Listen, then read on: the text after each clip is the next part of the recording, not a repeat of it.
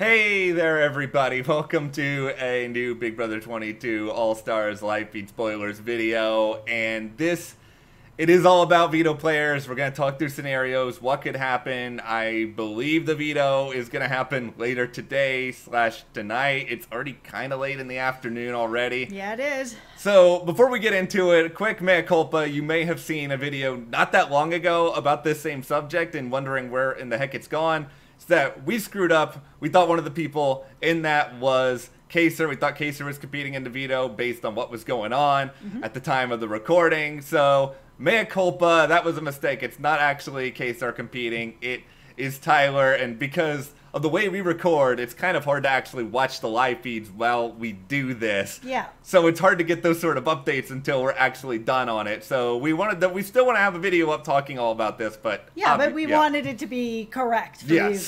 So you weren't listening to us talk about KAYSAR and then you're like, but he's not part of it. So it's a good alternate timeline, though, for all of you who wanted to imagine what would happen if KAYSAR was chosen for a video. Okay. Second time around. All right, second time's the charm here. But all right, before we get into the actual scenarios, if you guys do like this video, give us a like, subscribe, hit that notification bell, and you can support us more by checking the links in the description to our Patreon and also the store. We've got a lot of things at that Patreon. Thank you guys so much who have signed up so far.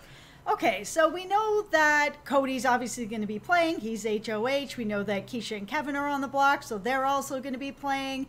The people who are going to be playing along are going to be Tyler, Ian, Enzo. That is who is playing. Yeah, that is the actual lineup. These are the people who are competing. It was weird, though. They picked the veto players so late in the day. Usually, at least for those of you who are live feed veterans, you know that it kind of happens in the morning, and you know we were waiting around for most of the morning and early afternoon for this to happen. Could be a nighttime video, could be a late night video. We'll be here if it is. Is anyone else hoping for the Jeff Memorial Technotronics Power Veto competition? Let us know in the comments all about that. So this draw, it's not that great for Keisha and Kevin. I'll be honest here. It really isn't that great. Yeah, that's sort of the thing. That was probably more of the fun about having KAYSAR in there as a competitor versus Tyler, because if you look at, we can kind of talk about Cody and Tyler sort of together in one group here for scenarios, because you know they're going to keep the nominations the same. Absolutely. If they win. They've been broing down. Cody, effectively, he has already nominated or thought about nominating Janelle and KAYSAR. So he already talked about those two. They got saved because of KAYSAR winning the safety suite. So throw them out the window for the moment. Now he's nominated Keisha and he's nominated Kevin. Those are two more people that he's got blood on his hands for. You don't want to put up anybody else. No, and I mean, Enzo is with these guys, kind of. I mean, he's pretty friendly with them. I wouldn't say they're all like the best bros alliance or anything like that, but I mean, Enzo has no reason to change these. So if he wins this, it is also going to stay the same. And this really leaves Keisha and Kevin on their own to make this magic happen. And that's got to put a lot of pressure on them. It does. I want to believe that they will have a chance because we don't know what the veto necessarily is. It may not be something super physical. No. It could be something cerebral. But beyond all of this, for those who are wondering, it does sound as though Nicole Anthony is the likely replacement nominee at the end of all of this. We'll talk through a lot of the reasoning why later. Is complicated. That is the easiest way to put it, and it kind of has to do, well, not fully, but there's a component of it that makes me think it's due to stuff away from the show. Yeah, and I mean, I've been saying in these videos that I am really worried that Nicole Anthony was going to go up, and I mean, for Cody, for him to put up Nicole Anthony is actually a pretty good move for him, because it has been looking like so far that it's old school versus new school if he does put her up as a replacement over someone like Memphis, then it sort of kind of quells those fears of, oh, are we a house divided? It's old school, new school. Oh, wait a second. He just put up Nicole Anthony. Okay, so maybe it's not what we think it is. And maybe other people's paranoia will start to like cool out a little bit. I don't like it because I like Nicole Anthony, but it's not a terrible move for Cody if he's stuck in that position. It's a move that makes sense. This is the thing about Cody's HOH reign. I don't like a lot of the decisions that he's made because I like these people. I don't want to see Keisha go. I don't want to see Kevin go. I sure as heck don't want to see Nicole Anthony go. No. Like in the first week of the game, but Cody's got people he's working with. And Nicole Anthony's not fully one of them. She's certainly not working with some of the people that he's close to, apparently. Yeah, and I mean, Ian is playing too, and Ian has zero reason to change any of this. He's not a target. He's not really being talked about. He's still kind of feeling out who he's really going to be working with. We did say a little bit earlier that he has this alliance with Nicole F, sort of the millionaires or whatever they've got going on there. They're the two winners. It makes sense. It's actually a really smart move for both of them. But he doesn't have anything invested in saving Keisha or Kevin. There's no reason to put himself in any kind of danger by winning this veto. So they're there on their own. I feel sad about it. I don't know what could be done about it. I know Kevin's already tried to have his spiel with Ian a little bit about it. Yeah. Ian just needs to go in there and just go to sleep. He doesn't need to win it. He already had like that freakish like show of athleticism during that HOH competition where for like 5 seconds it looked like he was going to beat Cody. Yeah, I thought so too. But yeah, no, he does not need to win this, and he really shouldn't win this. He doesn't need to necessarily throw it where it looks like he's throwing it. I mean, we just saw him win right away, right out the gate. So, you know. It's just Ian needs to just chill. Now, I think the big question here is Enzo. Because Enzo, for those who don't know, he was house guest choice. Mm-hmm. And Kevin picked Enzo to compete. Why? Yeah, I have a theory about it, and I don't know. We'll put on our tinfoil hats here. My theory is that after Kevin was chosen as a nominee, he went to Cody, tried to smooth it out a little bit. Maybe he's kind of picked up that Enzo's part of that crew. And maybe he just wants to show Cody that he trusts him or that he can trust Kevin, that he's picking one of his crew to play in this, that he trusts what Cody is doing is right, sort of thing. And that's the only real reason I can think that he would pick Enzo, because Enzo has proven over time that he can't win anything. It's a pretty good legitimate argument that, hey, if I don't fully trust anybody in the house as of yet, let me just pick someone who sucks in challenges. And Enzo, I know he has gone through like the buff makeover phase based on like we saw at the start of the season, but I don't think Enzo's going to try to win this. I don't think he's going to care to win this. Even if Kevin wants him to win this, I think Enzo is just not really going to do anything, and that will benefit Kevin, and at least it gives him somewhat of a chance. I'm not saying it's a big chance, but it's somewhat of a chance. Yeah, like, personally, I think Enzo is not going to really try. He doesn't really need to. I don't think Ian is really going to try. He really doesn't need to, and I don't think he wants to. Yeah. Tyler's the person that I'm more worried about, because I think Cody and Tyler are both going to try really hard. I think one of them are probably going to win it, but at least it narrows down the real competition of this, that it's really just this 4-person race instead of 6.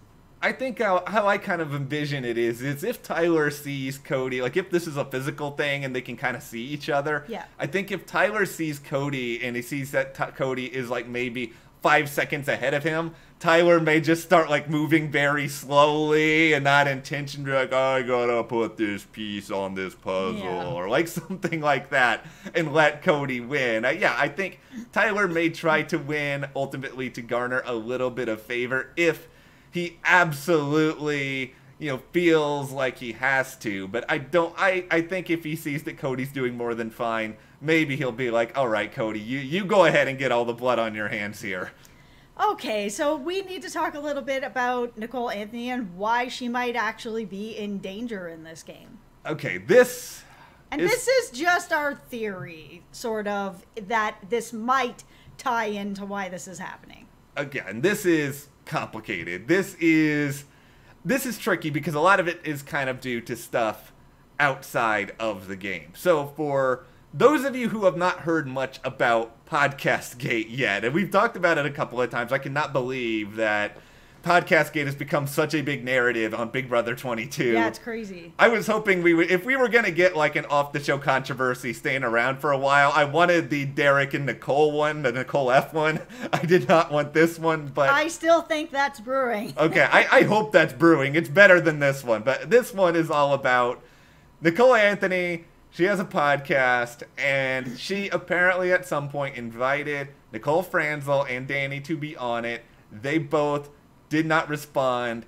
They ghosted her. And for Nicole F. and Danny, this has been kind of a fear that this is going to be held against them to some degree. Now, I do not believe that Nicole Anthony is just going to be a replacement nominee for Cody because of the ghosting of it all or any insecurity on Nicole's part. Like, I don't think that's the only reason. She's just kind of on the outs of that group, and she's an easy person to put up. But I think Nicole F's feelings towards Nicole Anthony, they stem in part from how she feels about some of this and this feeling that maybe there's going to be tension with Nicole Anthony because Nicole Anthony's podcast co-host has not always been altogether kind with some of his comments towards Nicole over the years. And then Nicole F. had a conversation with Danny about some of this, saying that she had talked to Nicole A. about some of it, and Nicole A. acted sort of shocked to hear that her co-host was not a big Nicole F. fan.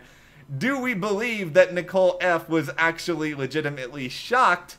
That is the question. Did she know that her co-host had a not great opinion, or at least has said not great things about Nicole in the past? Yeah, and I'm saying this as a Nicole Anthony fan. I really like her. Yeah. I do think that she knew. She's a really smart girl, and she's not going to just go on this podcast and not do any research about the person that she's going to be working with. I think she's not going to listen to every single podcast that they've ever done and whatever, but she's going to be having conversations. She's probably going to listen to some of it. I'm sure they've had these types of conversations about how he has either felt about Nicole F. or what he has said about her.